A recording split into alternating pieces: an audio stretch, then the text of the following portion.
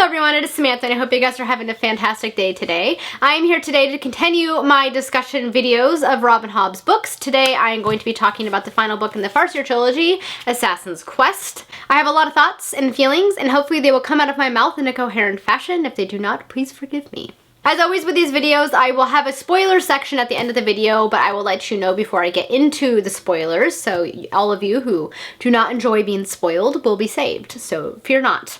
But for now, we're going to dive into the discussion of this book. It's a very polarizing book I've discovered among Rob and Hobb fans. Myself, I don't mind it. It's not my favorite book by her.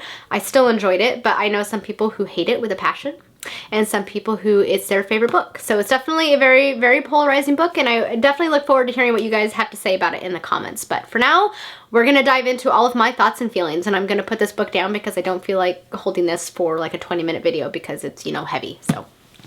All right, so Assassin's Quest picks up pretty much after the end of Royal Assassin. If you remember, Royal Assassin ends with Fitz being called back to his body by Shade and Burak because he was residing in the body of the wolf. And so now Fitz, in the first bit of this book, has to learn how to once again become a man. So Fitz, of course, having resided in the body of the wolf for so long, is retaining some wolf characteristics. He still feels himself drawn back into the body of the wolf, and so it's really hard for him to kind of stay anchored to his body. And I think part of that is because Fitz very much does not want to be a part of his body. It's very clear at this point that he is suffering from PTSD. I mean, the boy was tortured, and he has been through a lot, and he's still recovering from the injuries he suffered in the dungeon. So he's very clearly traumatized and he's very clearly suffering. So I think that was probably why it took so long for him to start to become a man again and to stick to his own body versus fleeing into that of his wolf. So my heart definitely goes out for Fitz in this section because you can see how much he's struggling, and not only just physically but also emotionally as well. And I don't feel like Burak or Fitz really truly quite grasp everything he's feeling. And I particularly feel very frustrated with Shade in this book because I know that they want his help to kind of bring the kingdom back together and kind of stop Regal from what he's doing and to help Verity, but I don't think they fully grasped everything that Fitz has suffered, both emotionally and physically. And so part of me was frustrated with them, like, guys, clearly he's been traumatized and he needs to get through this. It's only been a couple of months, like, just chill your asses out. So there's that scene at the very beginning of the book where Fitz basically goes off on Burak and Shade and he ends up kind of driving them away. Or he's like just brutally honest with his feelings. And yeah, he was a little harsh with Burak, but I mean, he had been harboring all of these feelings for so long, and after the trauma he suffered, they just kind of came out. And in some ways, I think it was kind of good for Fitz to kind of be on his own, away from Burak and Shade, and kind of figure out more who he is and kind of go on that journey himself and do things for himself versus for the kingdom. And as much as Shade found that frustrating because he felt that as a Farseer, he had an obligation to the kingdom, I think Shade was being a little narrow-minded. I think Fitz deserved to live the life that he wanted to live and not to be used as a tool for his entire life. At the very beginning of this section as well, we soon kind of get hints of the fact that Shade is aware that Fitz has a child. Fitz, of course, does not know at this point because Burak made a promise to Molly that he would not tell Fitz while he was still alive, and he's holding himself to that promise even though Molly thinks that Fitz is dead. And it's clear that at this point that Shade is aware of the fact that he has a child because he kind of asked Burak about it, and Burak's like, I'm not going to discuss in front of him because I promised. And it's so hard to read it because you realize just how long Shade knew that he had a child, and you realize just how long Shade was planning to use Fitz and Molly's child as basically a pawn in the game of the Farseers. So shortly after Fitz ends up basically running Shade and Burak off, he ends up once again for a month or so residing in the body of the wolf, and he ends up coming back to himself and realizing that he kind of needs to just get away from here. And he's kind of spurred to do so when he is attacked by forged ones, and he ends up basically losing most of his possessions, including the pin that he received from Shrewd. So Fitz ends up taking off with the wolf, and he is basically hell-bent on killing Regal. To be honest, I don't blame him. I mean, I understand why Fitz wants to kill him as much as Shade and everybody else probably frowns on it. So, you know, sometimes when you're tortured and your life is ruined by somebody, perhaps you want revenge, which clearly Fitz did. very much so. So Fitz sets out to basically go to Tradeford and try and track down Regal and kill him.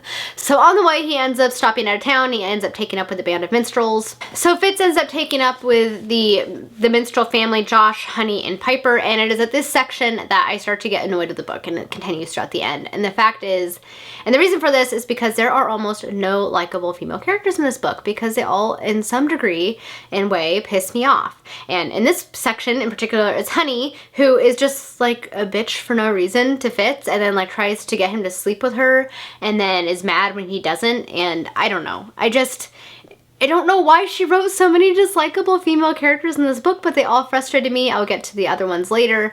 But this is the first section where I encounter this, and Josh was fine, Piper was okay, but the character of Honey was so annoying. So at the point where they're attacked and Fitz tries his best to like fend off the Forge ones, and you know, Honey's still mad that he didn't do all he should have, blah, blah, blah. I was just really happy when Fitz finally left them, because I was like, yeah, Fitz, ditch them. So once Fitz ditches them, he ends up continuing his journey to Regal. On his journey, he enters a new town, and he ends up encountering a man being beaten by the city guard. And Fitz realizes that this man is witted. And he ends up hearing a call for help through the wit, and he ends up kind of abiding by that and helping him. And he discovers that he is wit bonded to a bear, and he ends up going with him and his bear companion to the woods, where Fitz kind of starts to learn there's a lot about the wit that he doesn't know and a lot he needs to learn. But he doesn't have time to do this because he wants to go and kill Regal, and he ends up leaving. I don't particularly like the character of Rolf. We do actually end up learning a lot more about Rolf and his role in Fitz's life in later books, but I just never really liked him. He's kind of abrasive, and he's a little bit of an ass, and he's very judgy, and so I don't really blame Fitz and Night Eyes for leaving. So yeah, it was definitely an intriguing scene. You finally see Fitz become aware of the old blood community, because that's what those who are witted call themselves and their abilities, is those with the old blood. So we finally first get our hint of this, and this is something that plays a lot into the third trilogy. So this is kind of our introduction to the concept of the old bloods, and that there are a large group of them, and that they're all kind of bonded together and helping each other. So this is our first little hint of this, but we don't get a lot more detail in this community until the third trilogy. But so Fitz ends up leaving, and he continues his way to Regal, and finally he makes his way to where Regal is living, and he is going to enact his plot to kill him. And Fitz, bless his heart, is such an idiot. He has clearly lost all of his skills and abilities as a spy and assassin, and he basically fumbles the job. So he infiltrates his way into the manor house where Regal is, and he basically sneaks his way in, and so he makes his way into the manor house. And at this point, there is a little scene in here that I thought was like a nice little kind of Easter egg, just a little fun tidbit that Hobb slips into this book. And it is when he's waiting and he hears minstrels singing at some party that Regal is throwing, and it is this section right here. It says, Regal and his guests were at their festivities. Listen for a moment to the faint notes of a familiar song about two sisters, one of whom drowned the other. To me, the wonder of the song was not a harp that would play by itself, but a minstrel who would find a woman's body and be inspired to make a harp of her breastbone. I then put it out of my mind and concentrated on business. So this is actually a real song that exists in our world. It's called The Cruel Sister, and I first heard it from the Celtic band Old Blind Dog. So when I first read that scene, like when I first read these books, I was like, I know that song!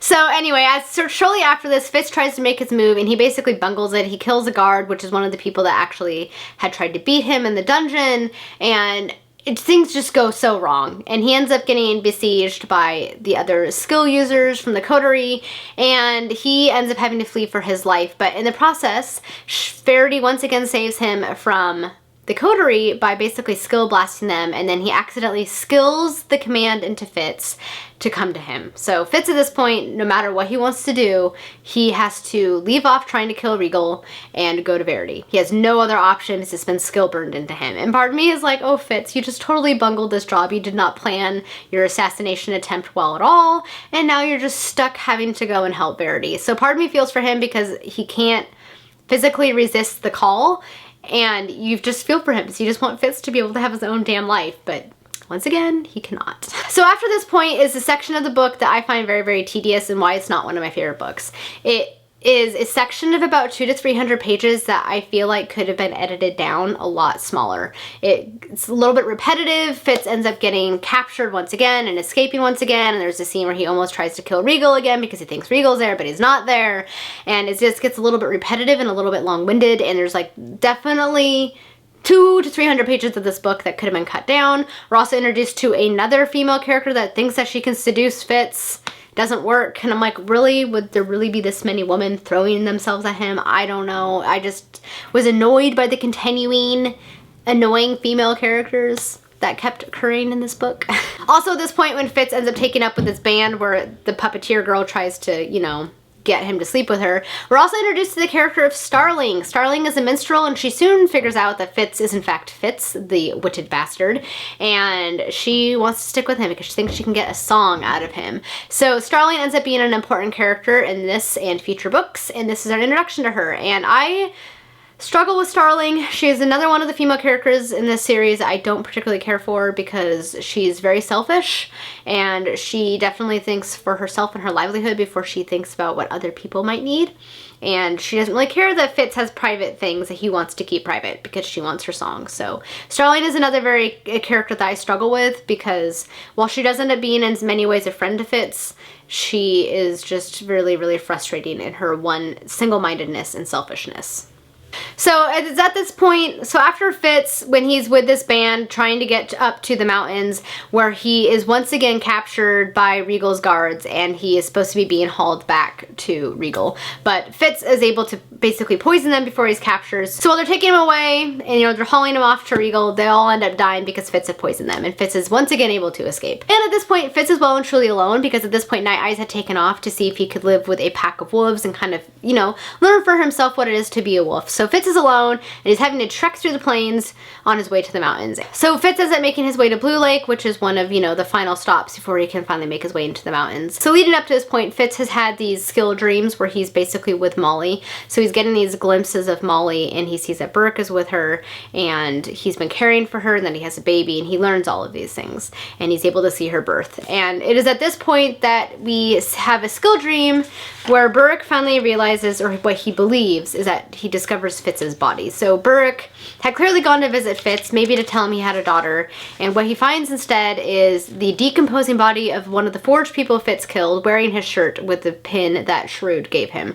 So Burak assumes that this is in fact Fitz. And so he's with Molly in the skill dream when he sees through Molly's eyes Burak stumble in, and he's drunk and he's distraught, and it is so sad to read because you see just how much Burak loves Fitz and the depth of his love for him. So Burak, of course, is distraught and he's drunk because he thinks Fitz is dead, and he's asking Molly if he can hold Nettle, which is the baby, which is Fitz and Molly's baby. And she says, no, why would I have you do that? You're drunk. And he says, because Fitz is dead and she's all I have left of him or his father. And sometimes he lifted a wind-roughened hand to rub his face. Sometimes it seems as if it's all my fault. His voice went very soft in these words. I should never have let them take him from me when he was a boy, when they first wanted to move him up to the keep.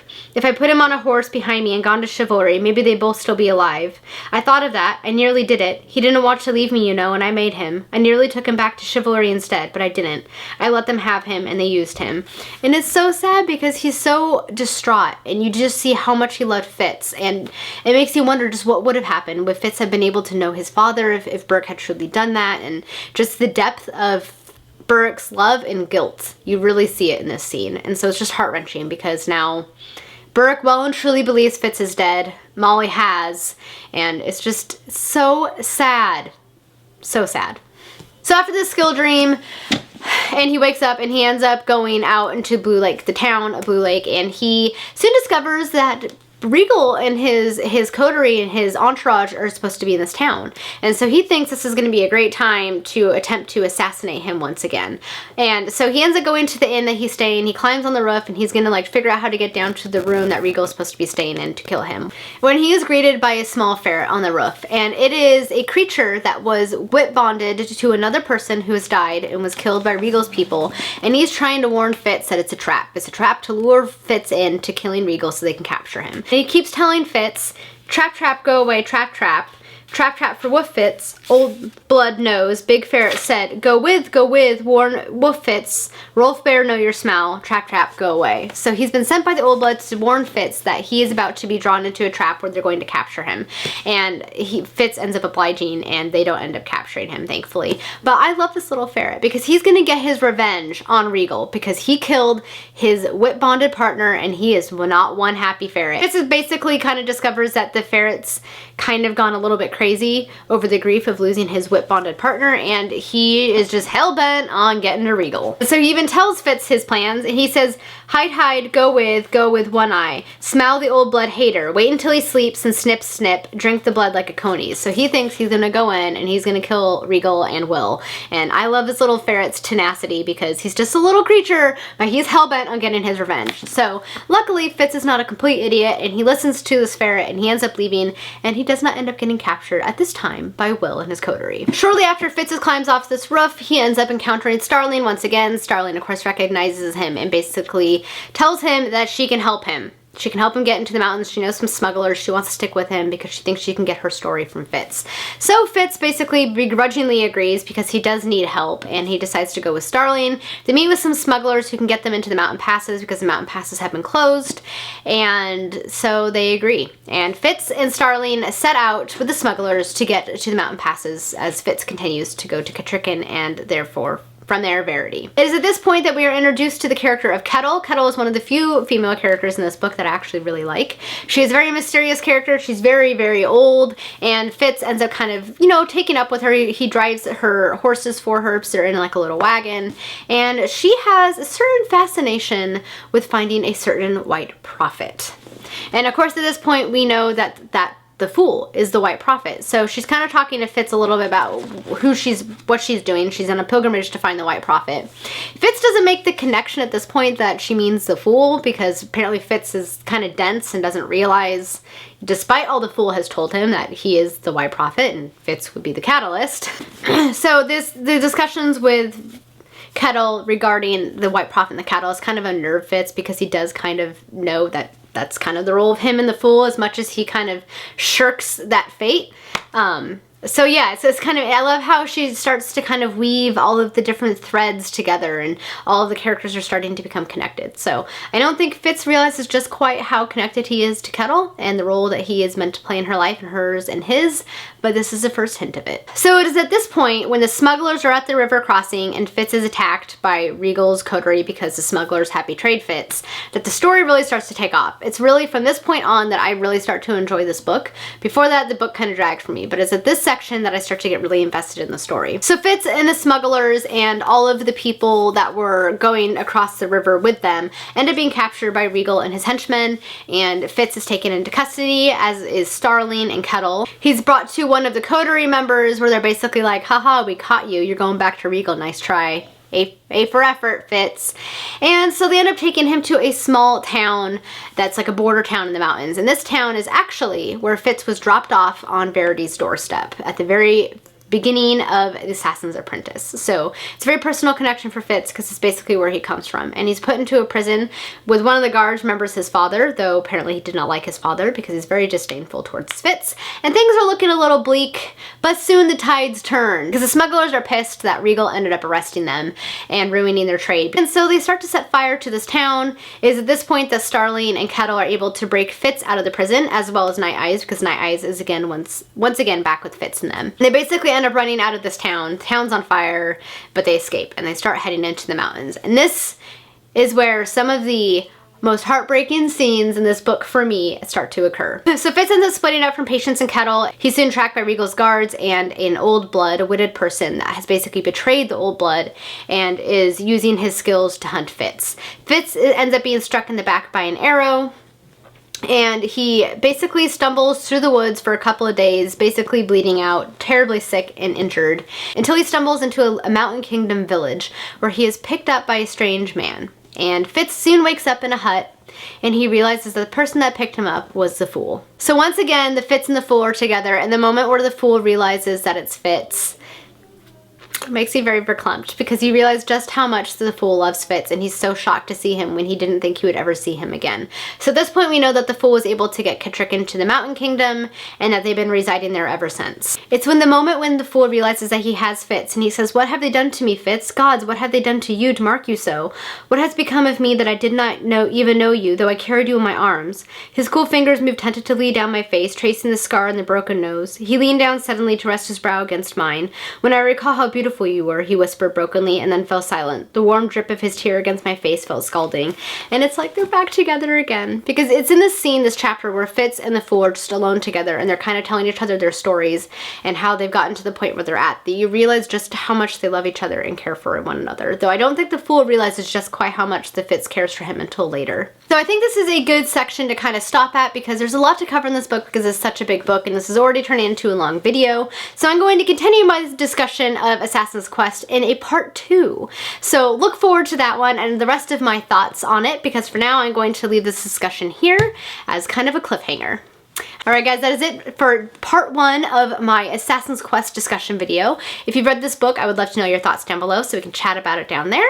Be sure to look out for part 2 coming your way soon. Thank you guys so much for watching. I hope you guys have a wonderful day. Until next time, happy reading. Bye!